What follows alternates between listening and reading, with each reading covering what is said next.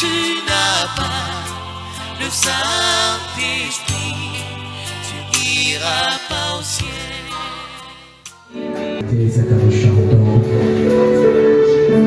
Tu es la seule vraie lumière du monde qui viendra dans le monde éclaire tout homme. Mais ceux qui refusent de recevoir cette lumière marchent dans les ténèbres et sont condamnés à cause de leur propre incrédulité. Et la Bible dit que si nous nous croyons à la lumière, elle va nous donner le pouvoir de devenir enfants de Dieu. Et Seigneur éternel, c'est ce que nous voulons ce soir. Croire dans la parole, car c'est elle qui nous engendre, Seigneur Jésus. Dans cette nouvelle naissance, nous devons nous confier à la parole, Seigneur éternel, et marcher dans celle-ci, Seigneur, tous les jours de notre vie. Merci, Père, pour la rencontre de ce soir. Reçois favorablement mes frères, mes sœurs, tes enfants qui sont venus devant toi. Ne regarde pas aux manquements, aux faiblesses, aux iniquités, aux transgressions que tout homme normal peut produire, Seigneur. Mais regarde ce soir ce peuple au travers du sang versé au bas du calvaire, parce qu'ils confessent leurs péchés dans le juste. Et la Bible dit que si nous confessons nos péchés, Jésus-Christ, le Fils de Dieu, il est juste et fidèle pour nous les pardonner. Seigneur, pardonne à chacun de nous. Lave-nous, purifie-nous, sanctifie-nous, transporte-nous dans le lieu céleste en Jésus-Christ qui est le Fils de ton amour, Seigneur. Ouais-nous, Seigneur Dieu bien-aimé, laisse que ta présence tombe partout, Seigneur éternel, pour nous accompagner tout au long de cette réunion de ce soir. Bénis, Seigneur, le moment d'adoration, le moment, Seigneur, de louange, le moment d'écoute de ta parole. Et bénis tous les vases que tu vas utiliser ce soir. Dieu soit avec ceux qui sont en chemin. Aide-les afin qu'ils avancent dans ces lieux, Père. Nous qui y sommes déjà, sois avec nos pères. Maintenant, commence avec nous, terminer avec cette réunion de ce soir. Sois la solution, la réponse à tous nos problèmes. Nous te la dédions pour ta gloire et nous prions avec foi. Au nom du Sauveur Seigneur Jésus-Christ, notre roi. Amen. Que le Seigneur vous bénisse une fois de plus. Alors que vous entrez, nous demandons à notre Théo de nous entonner juste 2 cantiques rapidement, s'il est disposé.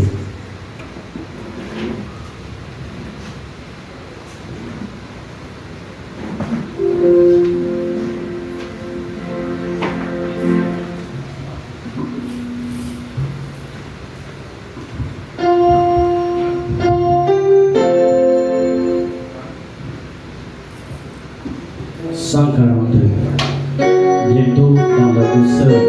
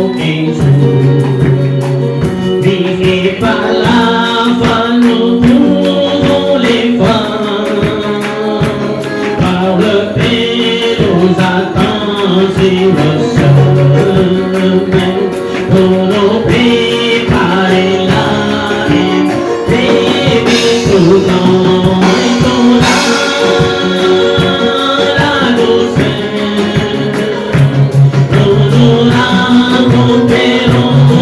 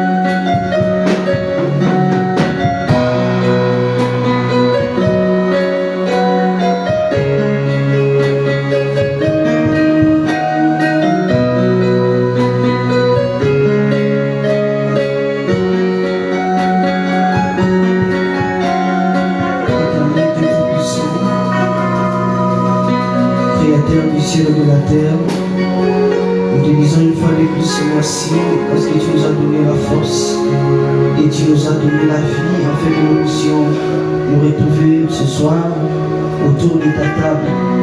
Nous sommes venus de très loin, nous avons pris des transports en commun, mais tu nous as gardés, tu nous as protégés, Seigneur. Nous sommes venus ici pour que tu nous parles. Nous ne sommes pas venus pour écouter un homme parler, car les paroles et les pensées de l'homme ne donnent pas la vie. Il n'y a que ta parole qui donne la vie, Seigneur Dieu. Ainsi, écarte l'action de l'homme au chemin, afin que toi-même tu t'exprimes à ton peuple, comme tu l'as toujours fait à l'Ancien Testament, où tu plaçais ta parole dans tes prophètes, qui t'est répété fidèlement, afin que ton peuple écoute, Seigneur. Tu es le même hier, aujourd'hui et éternellement. Seigneur, nous sommes venus avec des âmes assoiffées, nous sommes venus avec des problèmes, avec des requêtes. Descends en celui afin que tu donnes la solution. Descends en celui afin que tu guérisses le malade, Seigneur Dieu.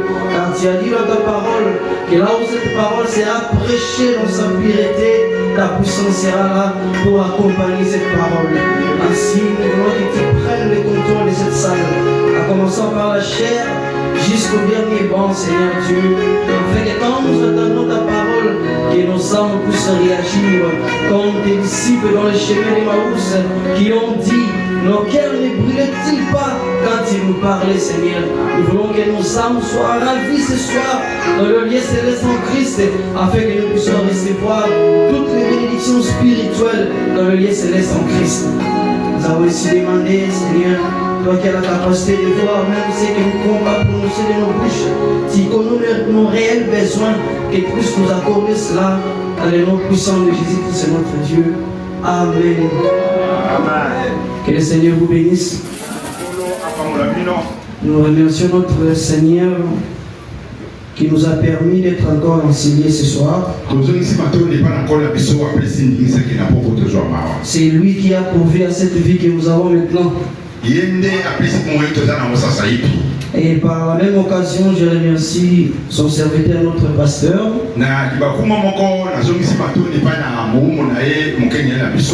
Pour l'opportunité et aussi la confiance qu'il a placée en nous pour que nous puissions apporter la parole ce soir. Êtes-vous dans la joie d'être à la maison de Dieu? Si vous êtes dans la joie, levez la main s'il vous plaît. Alors que le Seigneur vous bénisse. Sans plus tarder, nous allons nous lever pour la lecture de la parole. Nous allons lire dans Juge le chapitre 13.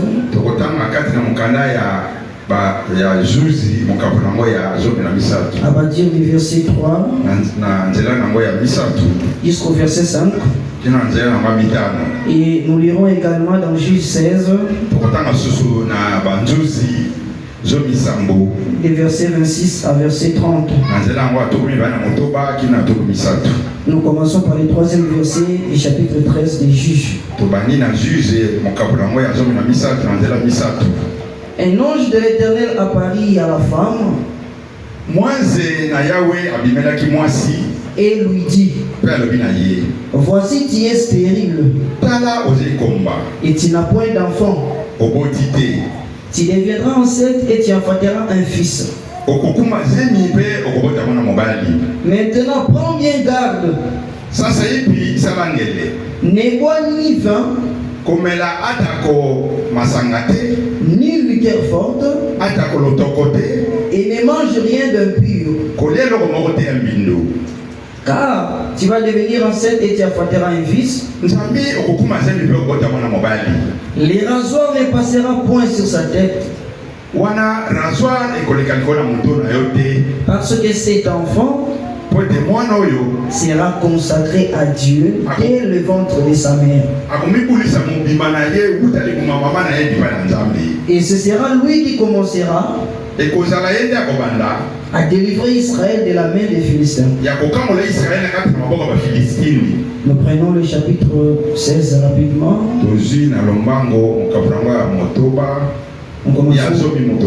Nous commençons au verset 26. Samson dit au jeune homme qui le tenait par la main,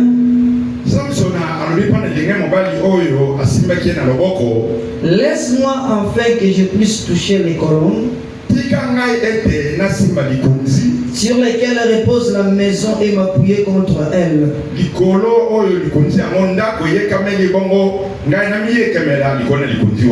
La maison était remplie d'hommes et de femmes. Tous les princes des Philistins étaient là. Il y avait sur les toits environ 3000 personnes.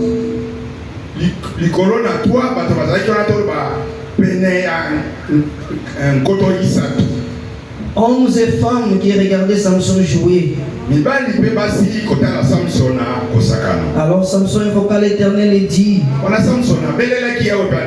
Seigneur éternel, souviens-toi de moi, je t'ai pris. Oh Dieu, donne-moi de la force seulement cette fois. Et que d'un seul coup je tire vengeance sur les Philistins pour mes 2 yeux.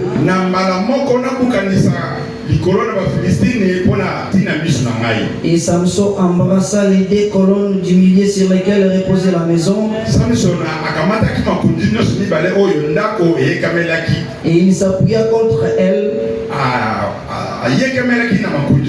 L'une était à sa droite et l'autre à sa gauche.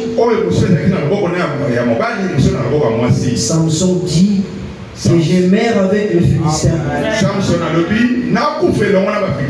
Il se pencha fortement et la maison tomba sur les princes et sur tous les peuples qui étaient. Ceux qui lui firent périr à sa mort firent plus nombreux que ceux qu'il avait tués pendant sa vie. Que Dieu bénisse la lecture de sa parole. Je vous prie de vous asseoir. Et pendant que nous sommes assis, je vais ajouter encore une autre écriture, ce qui va nous aider à mettre un peu la base pour notre sujet. Vous allez prendre avec moi Nombre chapitre 6.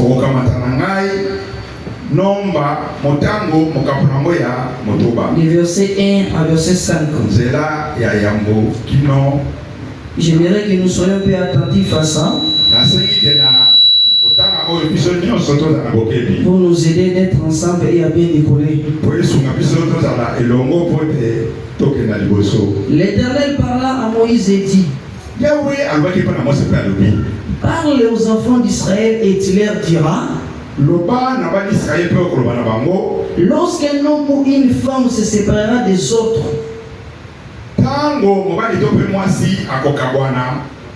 en faisant feu de Naziréa, pour se consacrer à l'Éternel, il s'abstiendra des vins et des boissons enivrantes. Il ne boira ni vinaigre fait avec du vin, ni vinaigre fait avec une boisson enivrante. Il ne boira d'aucune liqueur tirée de raisin, et il ne mangera point de raisins frais ni de raisins secs. Pendant tout le temps de son naziréa, il ne mangera rien de ce qui provient de la vigne, depuis le pépin jusqu'à la peau du raisin. Pendant tout le temps de son naziréa, le rasoir ne passera point sur sa tête jusqu'à l'accomplissement des jours pour lesquels il s'est consacré à l'Éternel. Il sera saint. Il laissera croître librement ses cheveux. Alors voilà, à la lumière des Écritures que nous avons lues,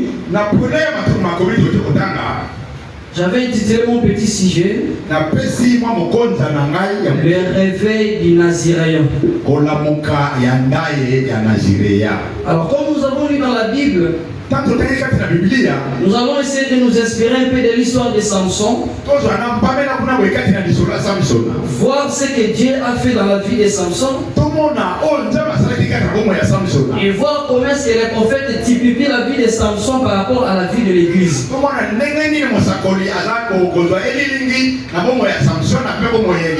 Alors celui qu'on appelle Naziréen, c'est quelqu'un qui a fait un vœu de Naziréa. Mais si vous remarquez dans la vie de Samson, ou peut avant d'arriver dans le livre des Juges, dans les critiques que nous avons lues dans Nombre chapitre 6, la Bible nous apprend qu'à travers la loi que Dieu avait donnée à Moïse, quand un homme devait faire le vœu de Naziréa, c'était un homme qui devait se séparer du reste du peuple. C'était quelqu'un qui ne devait pas avoir une vie comparable aux autres.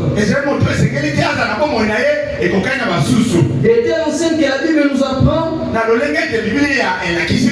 à travers la loi que Dieu avait donnée à Moïse, on avait interdit aux Naziréens de prendre le vin ou de prendre même les produits qui étaient tirés par les raisins secs ou les raisins frais. Et vraiment par là, il nous enseigne, il dit que cela est un type pour montrer comment les croyants sont séparés du reste du monde. Et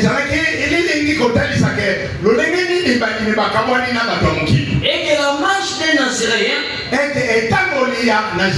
sur le plan spirituel, c'est la marche du vrai croyant. Quand un vrai croyant prend la décision de suivre Christ qui est la parole, alors de manière spirituelle, il devient un Naziréen. Mais avant de devenir un Naziréen, il doit d'abord commencer par une décision que vous prenez entre vous et Dieu. Et de telle manière que plus que vous avancez, plus vous devez toujours vous souvenir de la décision que vous avez prise. Car c'est sur base de cette décision-là que vous êtes un Naziréen. Sur base de cette décision, que vous devenez un croyant. Alors pourquoi j'avais lu les deux écritures de Nombre et les Juges? C'est pour attirer notre attention sur quelque chose. Vous allez remarquer qu'avec Moïse, Dieu lui a dit, va dire aux enfants d'Israël, et celui qui veut être un Naziréen, il doit apprendre à se séparer des autres, à ne pas prendre des boissons enivrantes,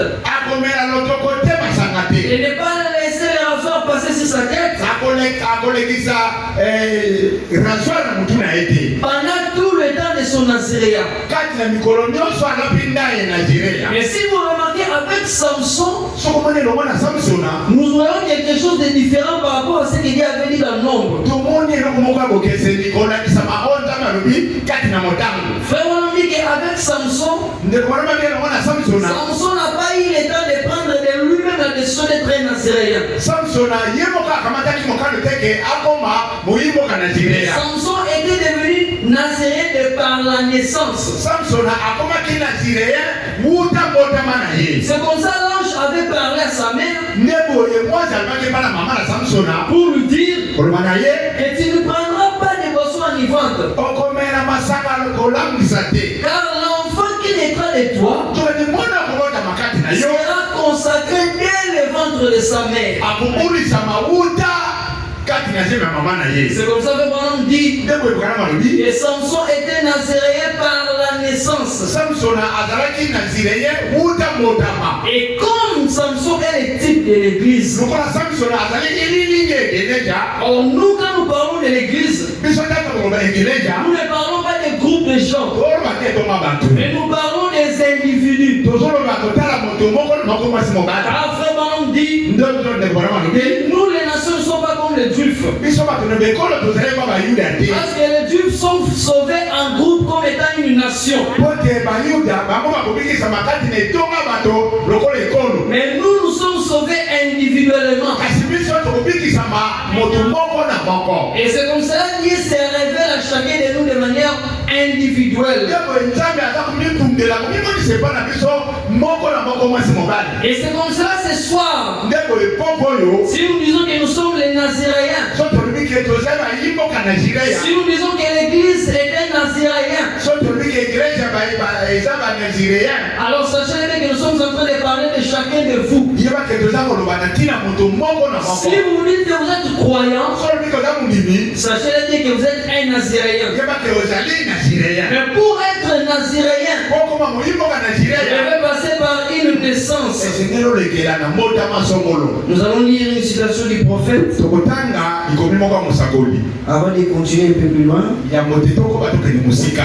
écoutez ce que dit Frère Branham dans la prédication, Yoka oyo ndeko bana malobi kati na kiteya. persévérer.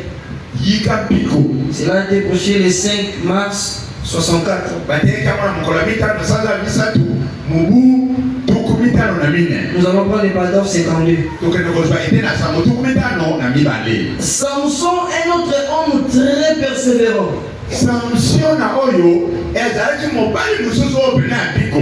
Il était né naziréen de naissance. Abotamaki molimboka nazireya wuta mbotama. Et vraiment dit qu'un naziréen, Lokwana balobi ke molimboka nazireya. là je suis au paragraphe 53, Wana nazwaki kati na ete na sango tuku mitano na un misatu. naziréen ça veut dire mis à part pour la parole. Ezali moto oyo atiami pembeni mpo na liloba. Et vraiment dit comme ce serait beau Lokwana babi ekozala malamu mingi. ce soir Na poko oyo si tous les chrétiens étaient des naziréens soki bakristo nyonso bazalaki bakimboka nazireya. pour le Seigneur. Bona mkolo. Est-ce que jusque là vous êtes avec moi? Boza na ngelo longo. Vraiment dit que si ça pouvait être beau, Ndeko na biso soki kozala kitoko koleka. si tous les chrétiens étaient des naziréens ce soir, Soki bakristo nyonso bazalaki bakimboka nazireya. est-ce que vous croyez que vous êtes des naziréens? Ndeko za molimboka nazireya. Écoutez bien ce que le prophète dit pour vous. Yoka bila o mosakolo lobi na tina nande ko mwasi mobali. Vraiment dit, Ndeko na malobi mis à part, atiami pembeni. non pour ces credos, Atiami te pona ekeko songolo. mais pour la parole. Kasi ntoka ne pona liloba. Christ est cette parole. Kristo azane liloba wana.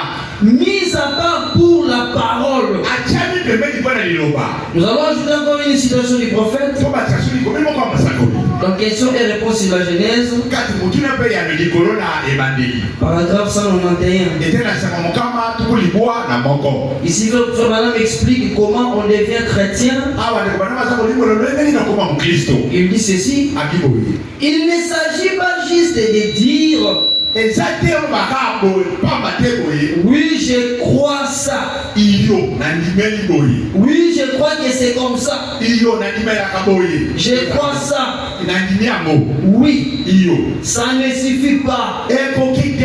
Il faut que ce soit une expérience réelle de la nouvelle naissance. Esengele ezala mbikela moko ya solo ya mbotama na sika. Il faut que ce soit quelque chose entre vous et Dieu Esengele ezala eloko songolo katikati na elongo na Nzambe. qui vous fait savoir que vous êtes passé de la mort à la vie. Oya kotalisa oke oleki wuta kufa oke na bomoi. Ça c'est pour appuyer ce que nous avons dit au début. Awa pona kobatia oto bene bandeli. Que pour devenir naziréen, Pokuma moyimboka na vous zireya. devez passer d'abord par une naissance. Olekeli na mbotama songolo. Et Frère Branham dit que cette naissance-là, Ndekona mbotama oyo. c'est la nouvelle naissance. Eze mbotama na sika. Et donc, à travers la nouvelle naissance, Na tena mbotama na sika. Dieu vient se révéler à vous. Nzambe ya mikungeli mipai na yo. En d'autres termes, vous faites vous-même votre expérience avec Dieu. Na elobeli musone kokana babi okosala mbikela na yo moko. Et à travers le Saint-Esprit, Na nzela pe ya kolimo Dieu sa. lui-même vous fait savoir Nzambe moko aye kotalisa que yo. vous êtes quitté de la mort à la vie. Olongwe kufa okoti bomo. En ce moment-là, vous devenez un avec la parole. et quand vous devenez un avec la parole, quand vous acceptez de marcher avec la parole, c'est en ce moment-là que vous devenez naziréen pour Christ. Tant que vous n'avez pas fait une expérience personnelle avec Dieu, tant que vous n'êtes pas passé par la nouvelle naissance, on ne peut pas vous traiter d'un croyant.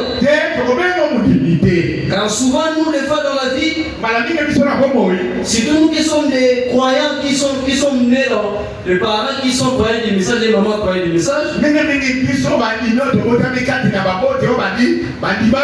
nous avons souvent l'habitude de dire que Maï n'a pas de message. Parce qu'on se dit que comme les parents sont dans le message, et que moi j'ai l'habitude de suivre mes parents, alors automatiquement cela veut dire que moi aussi je suis né dans les messages. Cela n'a rien à voir avec la nouvelle naissance. Tant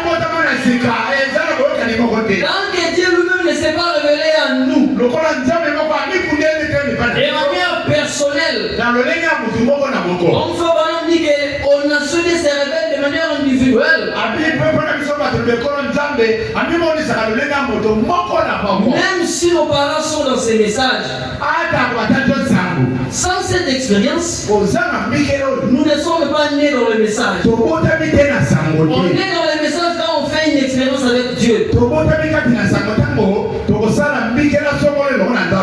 dans le message quand nous recevons le Saint-Esprit. Et en ce moment-là, Dieu n'est plus le Dieu seulement de vos parents, mais il devient aussi votre Dieu. Dieu n'est plus seulement le Dieu de Branham, mais il devient aussi votre Dieu. Il n'est pas seulement le Dieu du pasteur, mais il devient aussi votre Dieu. Et en ce moment-là, comme Samson, vous devenez aussi un naziréen. Est-ce que jusque-là vous avez saisi quelque chose? Alors nous avançons. Alors pourquoi j'ai intitulé qu'il s'agit du réveil du naziréen? Sur le plan naturel, on parle du réveil. Quand nous avons une personne qui somnole et qu'on vient éveiller un peu son esprit, et quand il se réveille, on peut dire qu'en ce moment-là, il a subi un réveil pour se réveiller. Mais sur le plan spirituel, quand on parle du réveil, il parle d'un ange donné qui aurait reçu un message. Mais après un certain moment, il s'éloigne de Dieu.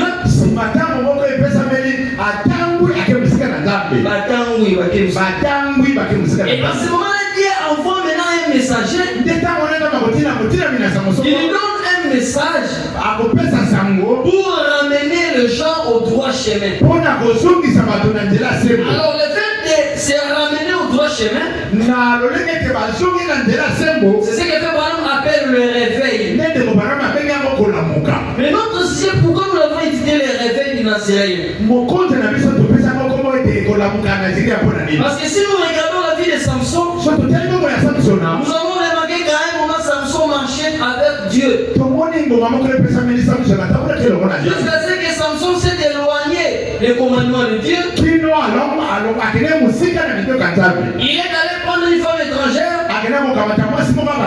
Il s'est uni à elle. Et jusqu'à ce que cette femme-là trouve le ciel.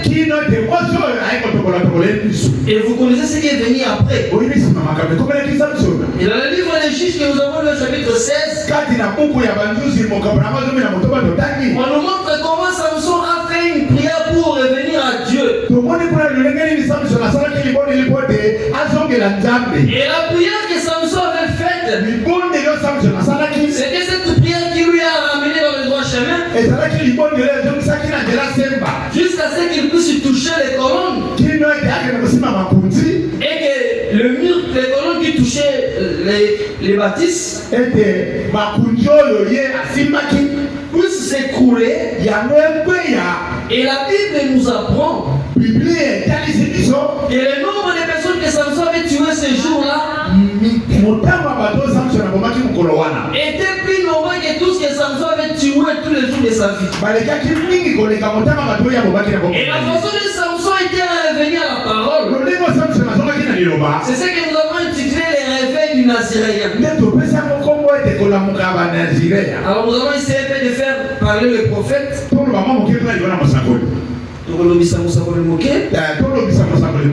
Pour nous amener un peu à la compréhension.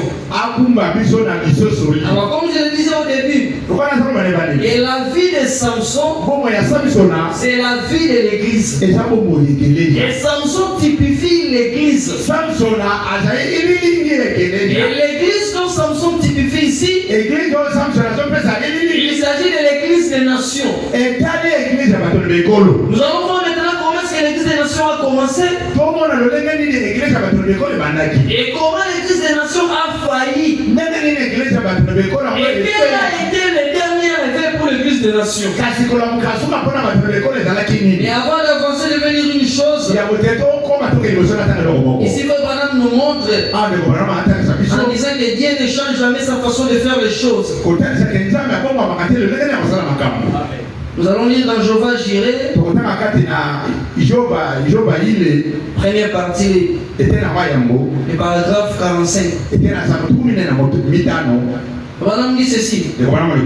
Alors il a dit, sépare-toi de toute ta parenté, de tout ton peuple, de tout, et suis-moi. Le bonhomme dit, Dieu n'a jamais changé sa manière de faire. Je suis au paragraphe 46. Il dit, Dieu est le Dieu immuable. La manière dont Dieu fait quelque chose une fois, c'est de cette manière qu'il doit le faire la deuxième fois. Souvenez-vous, quand on peut voir quelle a été l'action de Dieu à un certain moment, si un homme était perdu et qu'il ait sauvé un homme en vertu d'une certaine décision qu'il a fait prise, alors il devra s'en tenir à cette même décision à tout jamais. Il ne peut pas la modifier. Il faut pas dire, voyez, il est infini. Il faut pas dire que Dieu ne change jamais sa façon de faire les choses. C'est comme cela Dieu, on le reconnaît toujours par ses caractéristiques. Si Dieu avait pourvu d'un moyen pour sauver les gens d'une certaine manière, alors il nous sauvera toujours ces gens de la même manière. Car il est le même hier, aujourd'hui et éternellement. Plus loin il dit, si au jardin d'Éden, ce qui avait apaisé la colère de Dieu était le sang. Alors si vous regardez comment ce Dieu a évolué, il a toujours usé de la même chose en tout moment. De telle manière qu'avant que Christ ne vienne pour verser de son sang, même à l'Ancien Testament, Dieu se manifestait toujours à travers le sang des taureaux qu'on versait pour les pardons de péchés. C'était une façon de montrer qu'il est le même hier, aujourd'hui et éternellement.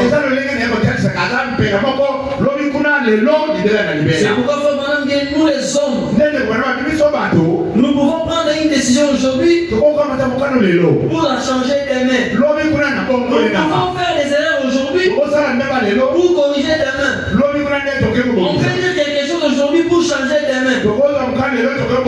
Mais avec Dieu, ce n'est pas la même chose. Parce que Dieu, lui, il est infini. Il ne regrette pas de ce qu'il a dit aujourd'hui. Ensuite, pour venir changer demain, il a toujours un même plan qui nous suit en tout le sage. Si avant, il a sauvé les gens à travers des hommes qu'il a appelés, qu'il a donné sa parole. C'est la même chose que Dieu fait aujourd'hui. Nous allons ajouter une écriture ici. Nous prenons toujours Jéhovah Jireh. À partir du paragraphe 49. Le Balaam dit, à un moment donné, il a fallu que Dieu prenne une décision sur les moyens de sauver l'homme. Et les moyens par lesquels il l'a fait, c'est sur la base du sang versé d'un innocent dans les jardins d'Éden. Et l'homme a essayé par tous les moyens imaginables de sauver l'homme autrement. Ils ont bâti des villes, ils ont bâti des tours.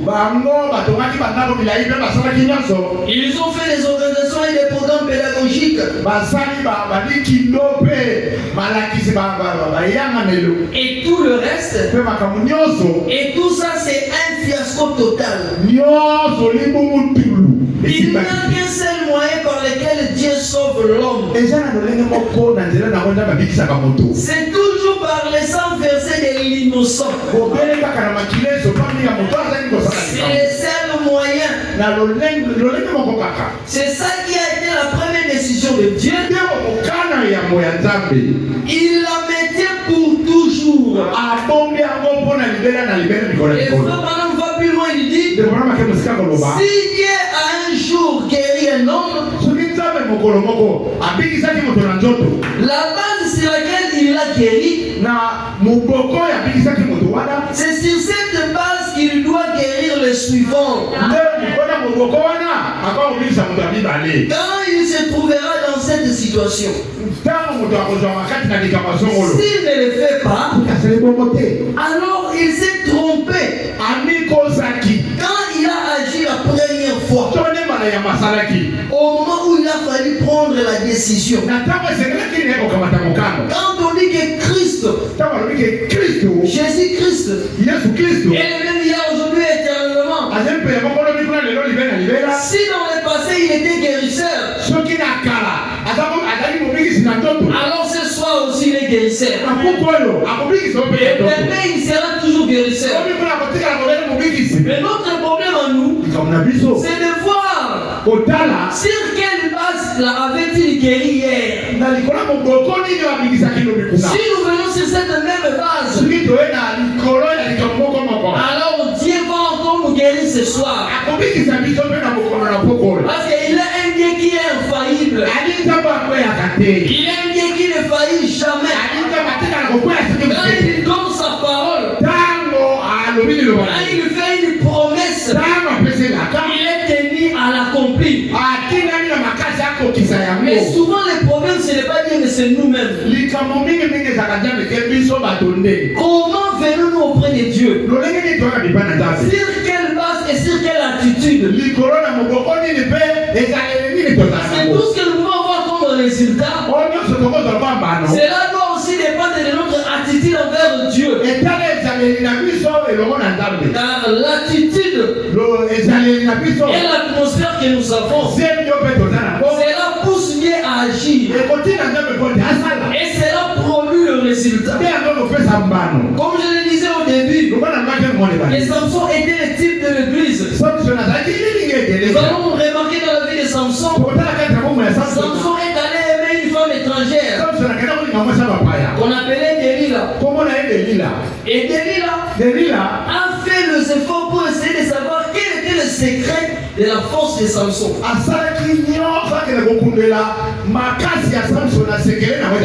Depuis que Samson était né, sa mère lui disait toujours, que tu es un Naziréen. Tu ne peux pas laisser les rasoirs passer dans ta tête. Et le secret de ta force se trouve dans tes tresses. Et faut même dire que Samson avait un dessein que Dieu lui avait donné. C'était qu'à travers la main de Samson, Dieu devait délivrer son peuple de Philistins. Mais pour que Samson puisse faire bien sa mission, il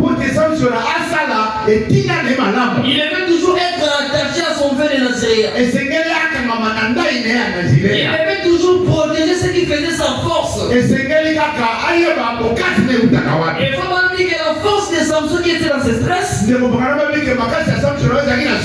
Samson est dans le type de l'église. La force de l'église, c'est dans la parole. C'est pourquoi on peut tout mettre à côté, mais sauf la parole. Car la Bible dit, et au commencement était la parole. La parole était avec Dieu. Et la parole était Dieu. Si nous sommes réunis ici ce soir, c'est à cause de sa parole. Dieu peut te guérir aujourd'hui et tu meurs demain. Dieu peut te guérir aujourd'hui du sida, mais demain tu meurs par accident. Mais quand vous recevez la parole est éternelle. C'est cette parole qui vous fera entrer jusqu'à l'éternité.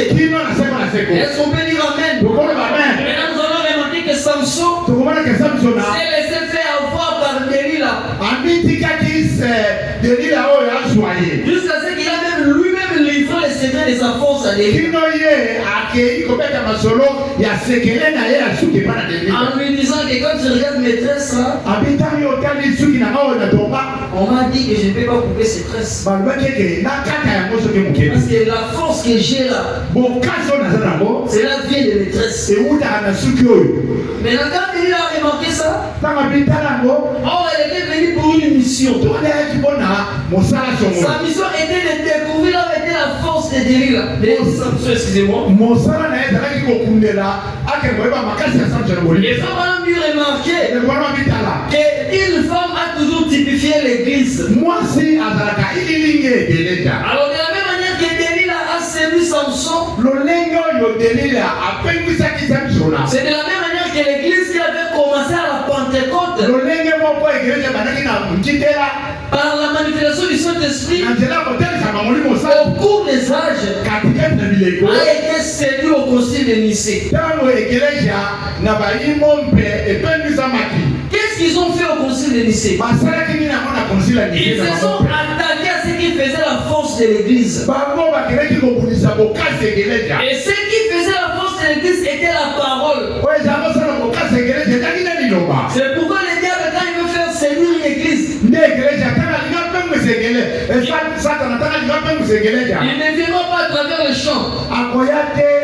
À travers les chants.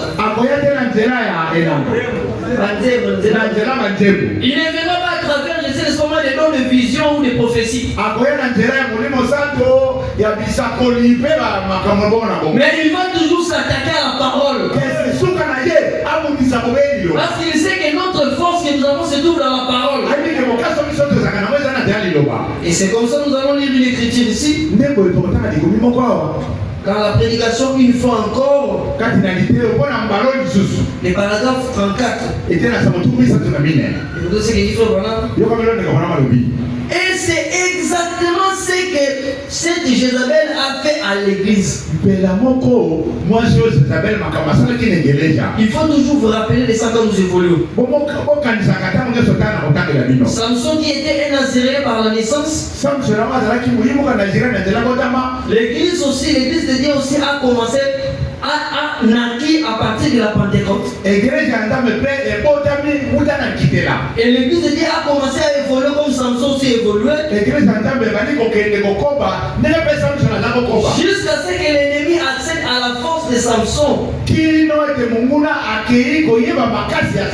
Ici maintenant nous voyons comment l'église est tombée en laissant le diable tripoter la parole. Et vraiment on dit, c'est exactement ce que cette Jézabel a fait à l'église. Elle a cherché jusqu'à ce qu'elle trouve où résidait cette force. Et vraiment on dit, et la force est dans la parole. La parole est Dieu. Dieu. Elle a fini par trouver où cette force résidait. Alors elle a amené l'église à Nicée, à Rome, et a rasé ses tresses. Et maintenant, elle ôte de l'église ce qui en reste. Et la ramène au Conseil mondial des églises. Et lui rase de nouveau les tresses. Le Branham dit que la plus haute forme d'une église organisée, c'est l'église catholique. Alors quand ils ont organisé l'église, qu'est-ce qu'ils ont fait? Ils ont fait des compromis avec la parole. De telle manière que la parole qui était pure à la Pentecôte était devenue une parole hybridée. Et l'église qui avait la force, parce qu'elle avait la pure parole, cette église était devenue séduite par les organisations. Et cet esprit dénominationnel est venu s'emparer de l'église. Et qu'est-ce que fait l'esprit dénominationnel? Cet esprit peut vous laisser rester calme. Vous avez toujours les chants dans l'église. Vous avez la grande organisation. Voire même des beaux bâtiments. Mais il prend seulement la parole et il brille la parole. Or, une parole hybridée ne peut pas donner les vrais enfants de Dieu. C'est une façon pour les diables de pervertir l'église. Et c'est comme ça que Branham dit. Quand vous suivez la marche de l'église, chaque fois que Dieu a envoyé un réveil, après le départ du messager, l'église avait toujours tendance à s'organiser. L'église avait toujours tendance à blaguer avec la parole. Jusqu'à ce que cela commence avec Luther, Wesley, jusqu'au dernier âge de l'église, qui est l'âge de la Pentecôte. Et la femme dit que le dernier âge de l'église, ça a commencé. Ça a commencé avec les vrais réveils. Ça a commencé avec les dons spirituels dans l'église. Et ça soit les prophéties, et ça soit les parler en langue. Toutes ces choses étaient authentiques. Mais quand ils ont commencé à avancer, les mêmes esprits qui avaient amené l'église au concile de Nicée, ces mêmes esprits s'est attaqué à l'église pentecôtiste. Et si vous remarquez, vous allez comprendre que l'église pentecôtiste avait fait son réveil jusqu'au moment où les derniers messagers devaient entrer en scène. Et quand William Branham est venu, il est venu trouver les pentecôtistes. Il se disait que c'est eux qui avaient la vérité. Oui, ils avaient la vérité. Oui, ils avaient reçu un réveil. Mais après cela, ils se sont organisés. C'est comme ça que Branham dit. Et la dernière organisation, c'était l'organisation de la Pentecôte. Enfin, Branham dit, en réalité, la Pentecôte, en soi, ce n'est pas une organisation. La Pentecôte, il s'agit du Saint-Esprit qui se manifeste dans son église. Cela était du temps des apôtres. Mais là, qu'est-ce que ces gens ont fait de cette Pentecôte? Ils ont laissé la Pentecôte devenir un simple mouvement. De telle manière que la parole pure n'était plus prêchée péché. Et le pentecôtisme avait perdu son sens qu'il avait au tout début. Lors du réveil de Ria Azusa. Alors comme le messager vient souvent au fin de l'âge pour condamner l'âge qui s'est dérouté de la parole et leur ramener à la vérité, c'est comme cela que quand Branham est venu, il est venu trouver les pentecôtistes qui se sont déjà déraillés de la parole. Et quand Branham commençait à condamner l'église, il faisait toujours référence à l'église pentecôtiste.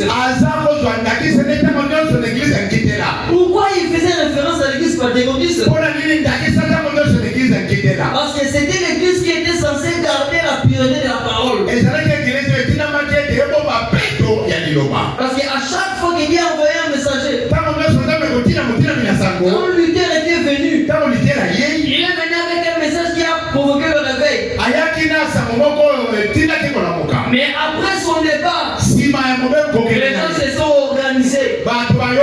Ils ont mis la parole à côté. Et Dieu est venu encore à travers Wesley pour les ramener dans le droit chemin. Mais après le départ de Wesley, ils se sont encore organisés. Et après cela, Dieu est venu à travers les réveils pentecôtistes. Mais quand on arrive au réveil pentecôtiste, ce qui en principe devait être le dernier réveil, parce qu'il s'agit du réveil du 7e âge de l'église. Mais quand on remarque que les pentecôtistes est aussi à leur tour, ils se sont organisés à l'image de toutes ces églises-là. Ils ont commencé à introduire des choses qui n'ont rien à voir avec la parole. Ils ont introduit la froideur à l'église. C'est comme ça que quand Branham est entré en scène, il a condamné l'église pentecôtiste. Et les pentecôtistes du début sont sortis des dénominations. Ça, c'était pour vous un terme blasphématoire. Vraiment dit qu'au début des pentecôtistes, le fait seulement de parler d'une dénomination, cela était pris comme un nom blasphématoire. Parce qu'ils se considéraient comme des vrais croyants. Ils se considéraient comme un peuple qui était mis à part. Parce que Branham dit que même dans la signification de l'église, ce sont des gens qui sont appelés à sortir de quelque part pour aller à un autre endroit. Et les pentecôtistes qui sont sortis de ces organisations, ils ont commencé eux-mêmes aussi à s'organiser à l'image des églises qu'ils ont laissées. Et Frère Branham dit, mais comme un chien qui retourne à ce qu'il a vomi et une truie à son bourbier, vous êtes retourné directement à la chose que vous êtes censé vaincre. Vous êtes né pour vaincre cela. Amen. Alléluia. Amen. Ça me brise d'autant plus le cœur d'avoir à penser à la victoire que Dagon avait remportée sur Samson. Là-bas, je vois celle que Jézabel a remportée sur l'église. Que Dieu avait appelé Samson pour vaincre les Philistins. Mais curieusement, les mêmes Philistins que Samson devait vaincre,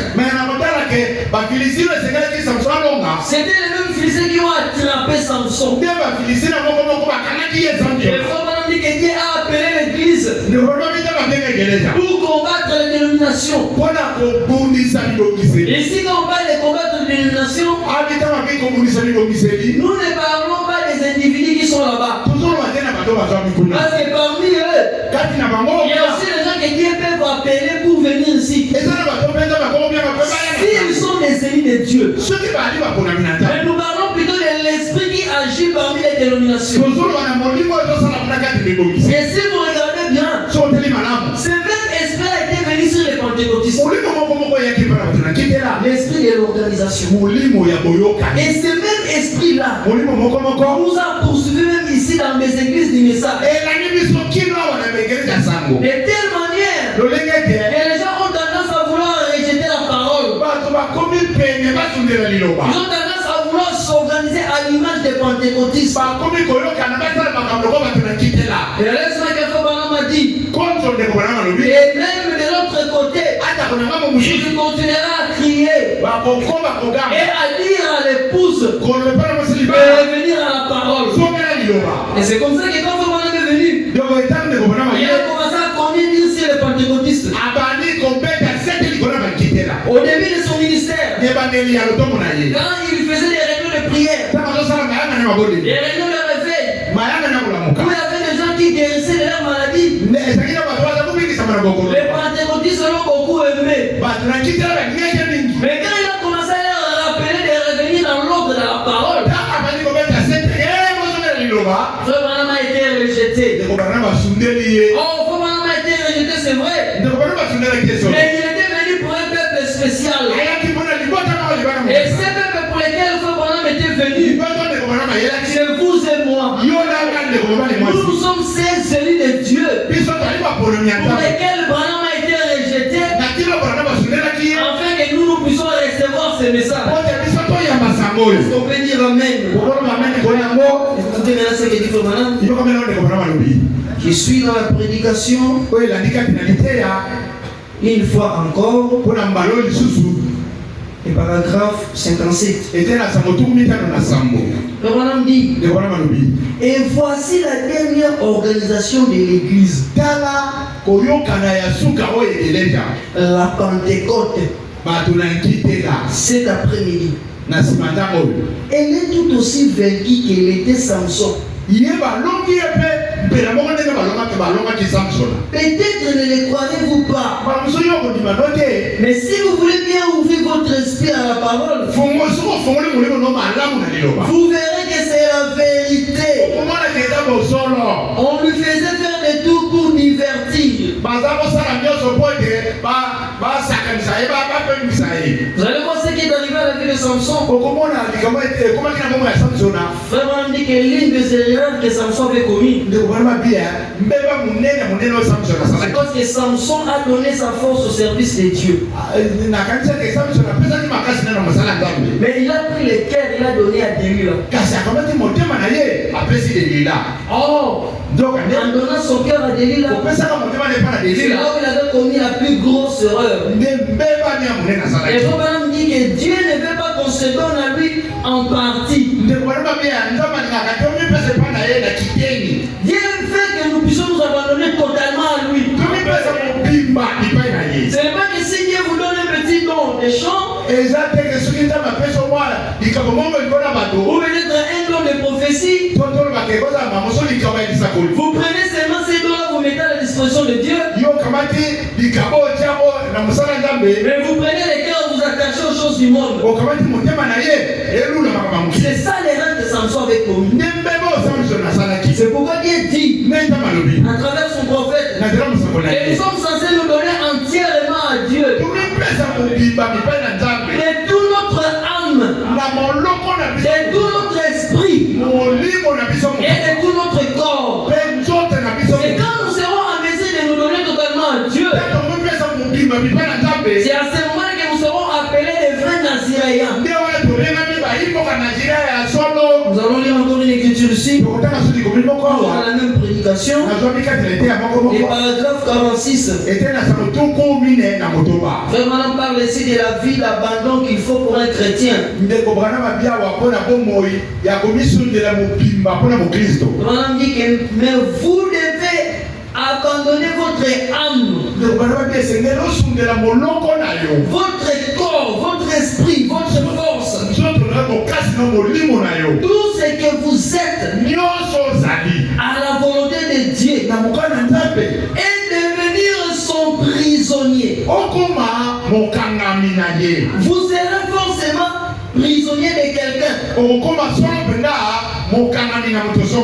ne vous appartenez pas. Vous êtes prisonnier de quelqu'un. Vous êtes soit prisonnier du diable. Connaissant cette vérité, mais ne voulant pas vous y abandonner, soit prisonnier du monde, et vous vous abandonnez à Dieu. C'est soit l'un, c'est soit l'autre. Frère dit que quand nous nous abandonnons à Dieu, nous devenons prisonniers de Dieu. Ça veut dire que nous n'avons plus notre propre volonté. Nous sommes seulement conduits sous la volonté de Dieu. Là où Dieu veut que nous partons, nous y allons sans discussion. C'est que Dieu veut que nous puissions faire. Nous les faisons sans calculer. Et Frère Branham dit, si on n'est pas prisonnier de Dieu, c'est que quelque part nous sommes prisonniers de quelque chose d'autre. On ne peut pas être au milieu. C'est-à-dire qu'on n'est ni prisonnier du monde, ni prisonnier de Dieu. Soit on est prisonnier de Dieu, soit on est prisonnier des choses du monde. Or, pour être prisonnier de Dieu, il faut accepter de vous abandonner. Il faut accepter d'abandonner tout ce que vous êtes pour la parole. C'est comme ça que quand Jésus a parlé à Pierre, pour nom où Pierre n'était pas encore rempli du Saint-Esprit, il a dit à Pierre, pendant que tu es encore très jeune, toi-même tu vas mettre ta ceinture et tu iras où tu veux. Mais quand tu seras vieux, quelqu'un d'autre te mettra la ceinture et il t'amènera où tu ne voudras pas aller. Et quand Pierre a fait l'expérience avec Dieu, quand il a reçu le Saint-Esprit, il était devenu prisonnier pour Dieu. De telle manière que quand on le cherchait pour le tuer, pour la cause de l'évangile, et qu'il voulait se dérober, il s'est rappelé. En réalité, il n'était pas un homme libre, mais il était un prisonnier de l'Éternel. Il était un prisonnier pour la cause de l'évangile. Et il est rentré lui-même pour mourir à cause de ces messages. Et si nous aussi, nous nous considérons les Naziréens, alors nous devons être abandonnés tout totalement à la parole.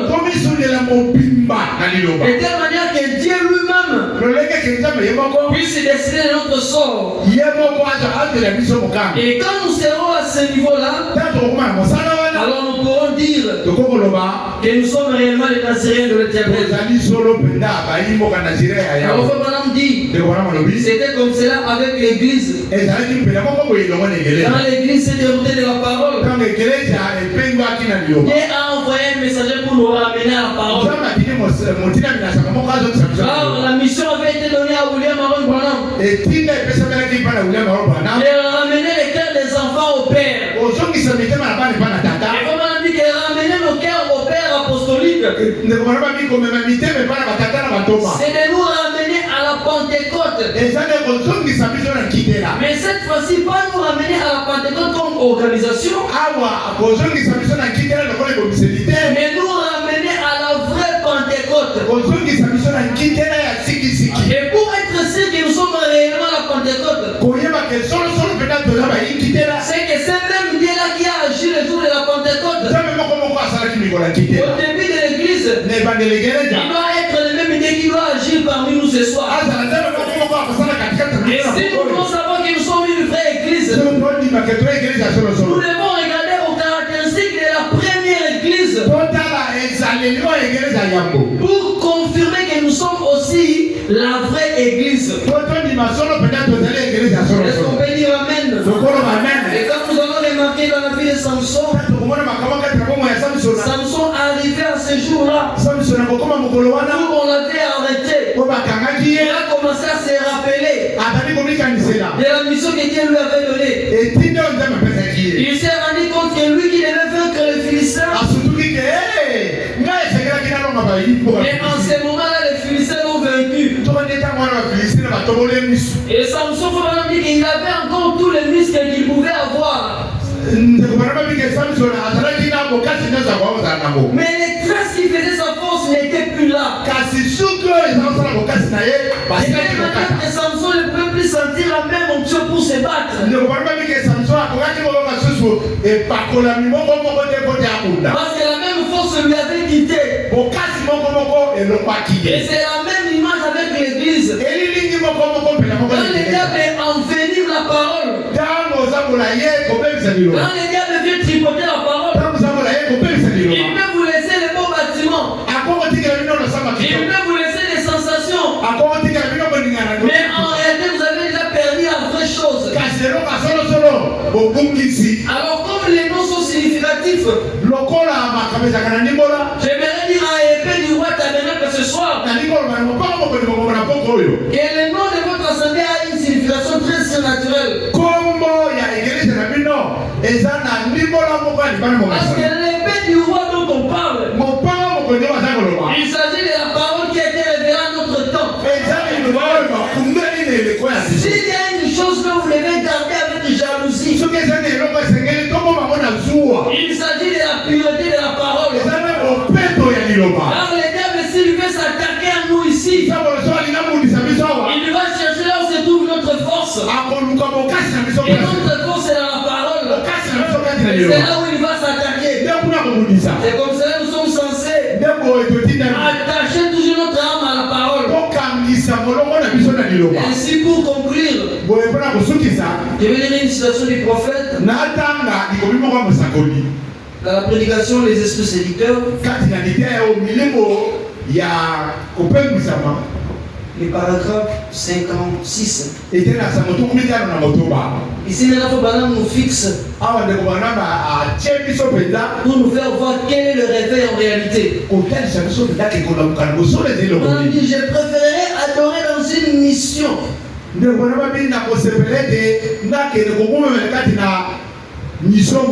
Où on aurait fait les ménages. Ou dans un bar. Et avoir la liberté du Saint-Esprit et l'amour de Dieu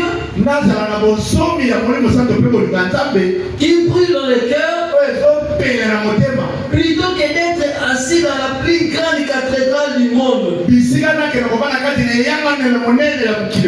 et être pris dans les carcans des doctrines d'hommes et des dogmes. Ce dont nous avons besoin aujourd'hui, c'est un réveil qui secoue, de revenir à la vérité, de revenir à la parole de Dieu de nouveau. On dit qu'en ces derniers âges où nous vivons, la plus grande séduction du diable, c'est une séduction sous forme de religion, où les gens regardent ce qui frappe à l'œil, mais ils sont aveugles de voir la vraie parole qui se révèle en leur temps.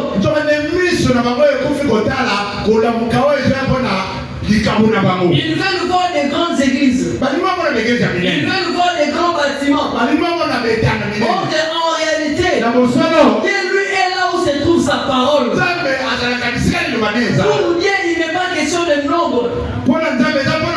Pour Dieu, il n'est pas question de grands bâtiments. Mais il est question de prêcher la pure parole, révélée à notre temps. Et votre homme dit, et de la même manière que Samson s'est rappelé, il était encore possible de revenir à la parole. Et c'est de cette même manière aussi que l'Église va toujours se rappeler qu'il est toujours possible de revenir encore au réveil. Et le réveil dont on parle ici, il s'agit du réveil individuel. Ça veut dire vous-même l'individu, vous devez être constamment dans la parole. Car nous les nations, comme je l'avais dit au début, nous sommes sauvés. Pas comme étant un groupe de gens. Et nous sommes sauvés comme des individus. Ainsi, vous-même étant qu'individu, vous devez faire l'expérience avec Dieu pour revenir au vrai réveil. Écoutez ce que votre madame dit au paragraphe 89 de la prédication une église se dit dans le monde. Le madame dit mon seul espoir ce matin pour terminer mon message, le voici.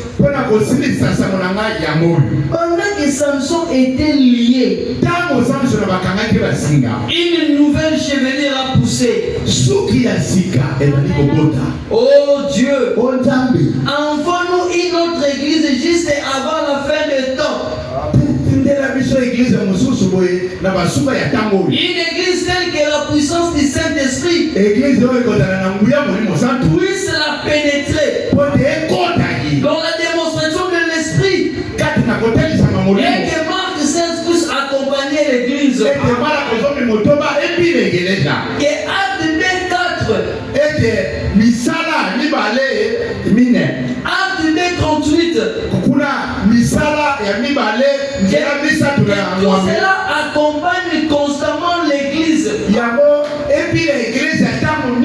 Les signes et les prodiges accompagner les apôtres. Les grands signes de sa résurrection les accompagner.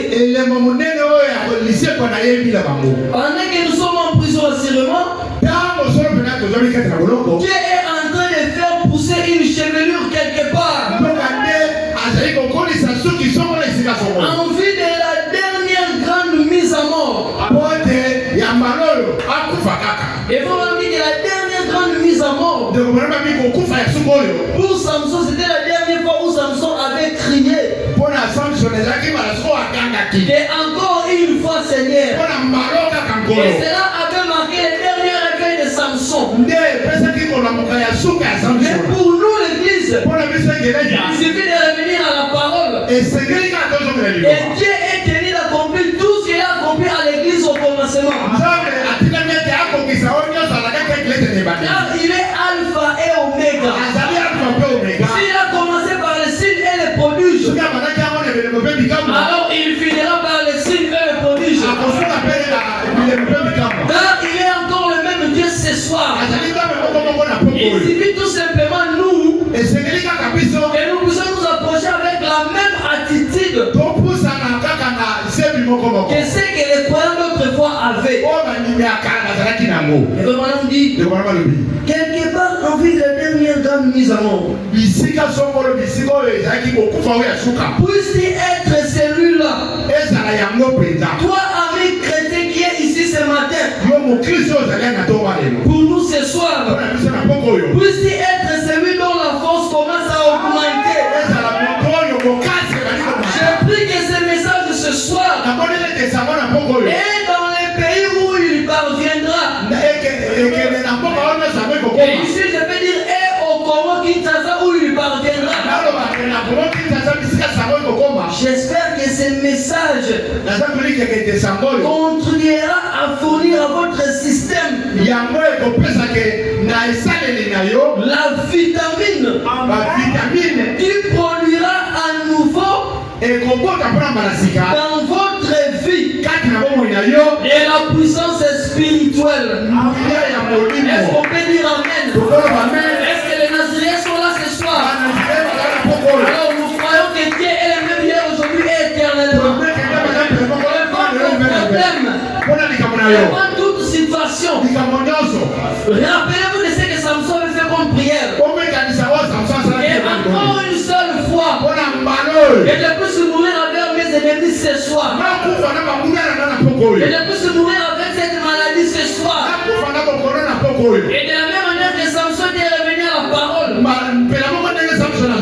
Frère Branham dit que Samson s'est repenti. De la même manière que nous aussi, si nous revenons à la parole, si nous passons à la repentance, les mêmes Dieu peut encore répondre la même chose ce soir. Il a promis dans sa parole. Et partout le message de Branham sera prêché.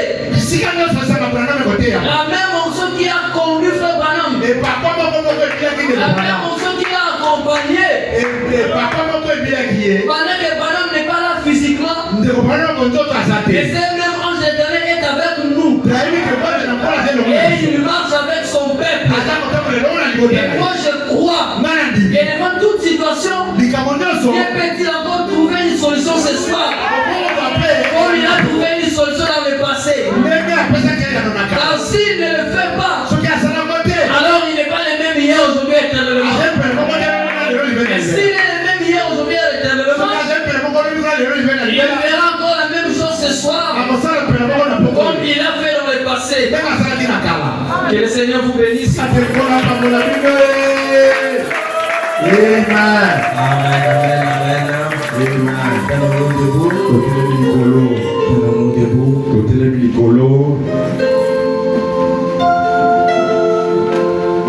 Nous devons revenir à la parole. Nous devons revenir à Acte 2:38. Qui est le baptême du Saint-Esprit. Nous devons revenir à Acte 4. Qui est le remplissage du Saint-Esprit. C'est ça notre message. Si nous revenons à cela, nous avons la victoire totale sur l'ennemi. Inclinons nos têtes. Si nous sommes déjà arrivés à cela, alors n'hésitons pas d'affronter l'ennemi. Parce que ce n'est pas nous qui combattons, mais c'est le Saint-Esprit qui combat. Si nous ne sommes pas encore arrivés à cela, implorons la grâce de Dieu et sa miséricorde. Oh Dieu, amène-moi aussi à Joël D. Amène-moi aussi à Acte 2. Sois que déjà Acte 2. Acte 4. Sois rempli du Seigneur. Sois adopté. Sois placé à ta place, à ta position de fils ou fille de Dieu. Et à ce moment-là, Satan ne séjournera pas de toi. Parlons à Dieu.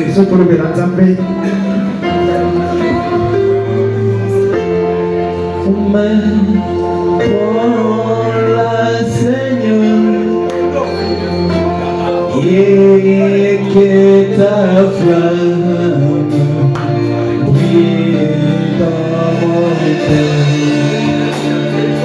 qui tout mon être vivrait pour toi. Sois mon maître, oh divin roi. Sous cette vie, peu d'amour.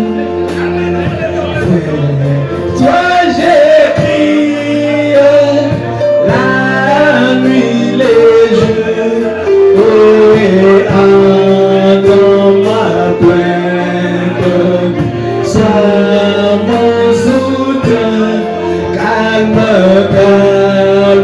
ma crainte, sois mon, oh Jésus, c'est de vie, oh oui, et près d'amour.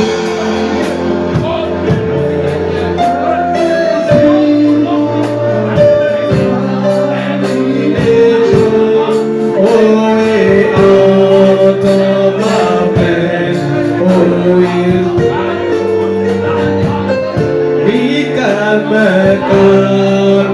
ma crainte, sois mon Seigneur.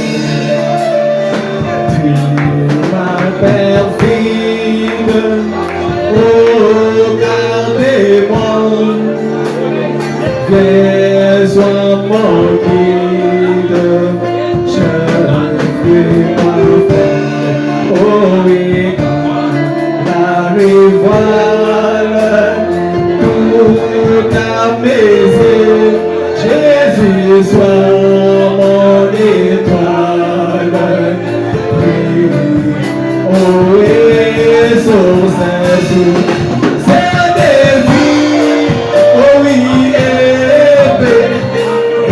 épée d'amour vers toi j'écris, Jésus la nuit les jours, entends ma plainte, sois mon soutien, oh et calme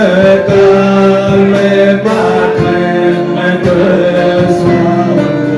oh oui, source de vie, oh oui, épée d'amour, Jésus vers toi j'écris, oh oui, la nuit les jours, entends ma plainte, oh oui, sois mon soutien, et calme ma crainte, sois mon soutien. Facile des jours nouveaux, et c'est ça l'homme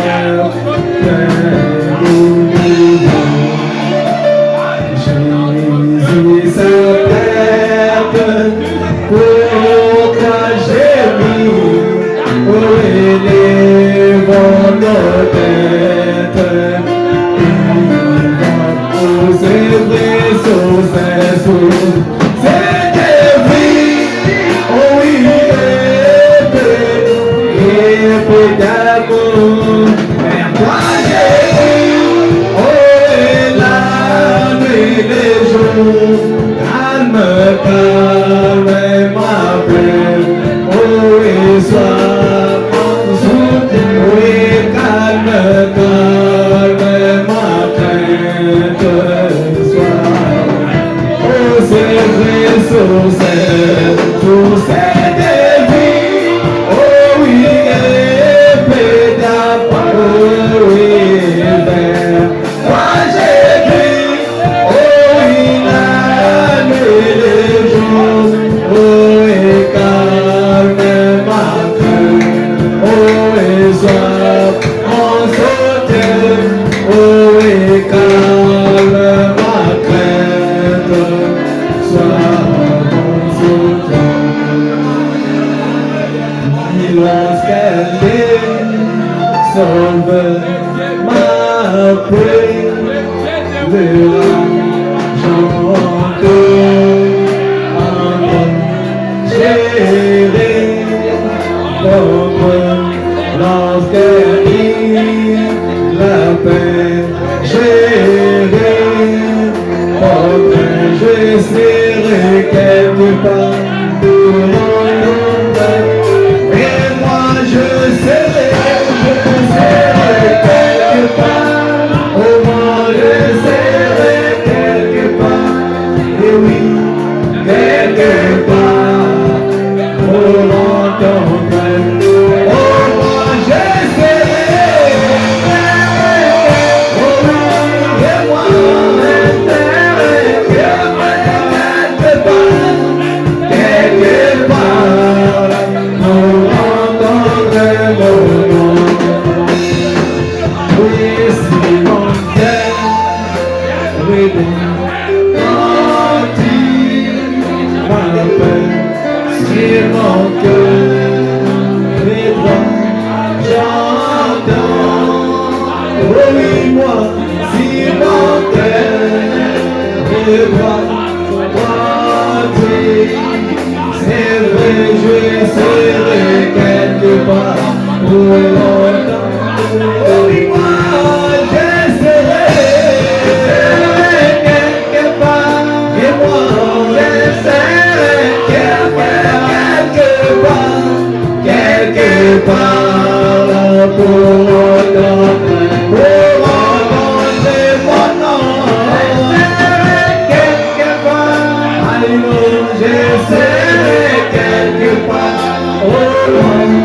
quelque part pour entendre nos noms.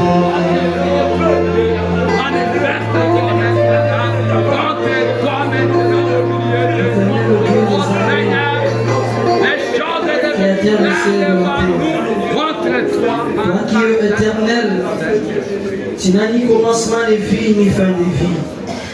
Seigneur, tout ce qui s'est passé ici ce soir, toi tu l'as connu déjà dans ta préscience. Tu savais que nous allions nous réunir ici ce soir pour écouter ta parole, Seigneur. Maintenant que ta parole nous a parlé, nous a inspiré une fois de plus, nous a recommandé de revenir à la parole. Éternel Dieu, nous avons appris que tu es le même hier, aujourd'hui et éternellement. Si à chaque fois que ton peuple était revenu à la parole, tu as agi dans ta puissance. Ce soir, Seigneur Dieu, si nous revenons encore à la parole, tu peux encore agir ce soir.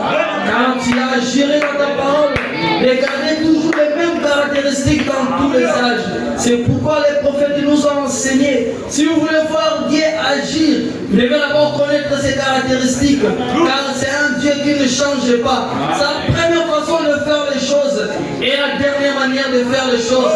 Tu as dit dans ta parole que nous les hommes, nous sommes limités dans nos pensées. Nous sommes limités dans notre façon d'agir. Mais toi, tu es un Dieu qui est infini. Tu es illimité en grandeur, en puissance et même en miséricorde. Et Seigneur Dieu, nous sommes venus avec des requêtes, nous sommes venus avec des problèmes et nous croyons fermement qu'en sortant d'ici, nous aurons la solution au problème. Nous croyons que si nous sommes venus avec des maladies, nous sortons ici guéris. On a fini de guérisseur. Agis encore ce soir comme cela a agi hier, Seigneur Dieu. Oh Dieu, toi qui pouvoir besoin de tes enfants, peu importe les problèmes, toi tu es un Dieu qui est illimité. Il suffit pour nous seulement d'avoir la foi, car la foi croit même à l'impossible, car la foi amène les invisibles aux visibles. Oh éternel Dieu des armées, descends et agis en ce lieu dans ta puissance, Père. Conduis nos pas vers la maison, que tu puisses accompagner chacun de nous qui était ici présent. Souviens-toi de ceux-là qui ne sont pas venus, Seigneur Dieu, mais nous prions aussi pour eux, car nous savons que ta main n'est pas courte pour agir. Ta main agit même dans les milliers de kilomètres, car la prière fervente ne regarde pas la distance, oh Dieu. Puisses-tu agir, Père éternel, que quand tu vas agir, nous ne manquerons pas de te louer, nous ne manquerons pas de te glorifier, car tu es le même hier, aujourd'hui et éternellement. Bénis cette église, bénis notre pasteur, Seigneur Dieu, pour ce travail qu'il fait pour cette église. Et que cette église puisse prospérer, que cela puisse aller de l'avant en puissance et même en nombre, Seigneur Dieu. Nous savons qu'il est vrai que quand une église grandit en nombre, il y a toujours des problèmes. Mais tant que la parole est là, nous avons aussi besoin de voir l'église grandir en nombre. Cela est notre paix, cela est notre prière pour ce soir. Seigneur Dieu, toi qui as la capacité de pénétrer dans notre fort intérieur, voir nos plus grands besoins, des choses que nous ne pouvons même pas prononcer par notre bouche. Oh Dieu, toi qui réponds même aux soupirs inexprimables, que tu puisses répondre aux requêtes à tous tes enfants, même ceux qui n'ont pas prononcé. Nous avons ainsi prié. Dieu complète notre prière dans le nom puissant de notre Sauveur et Seigneur Jésus-Christ. Amen.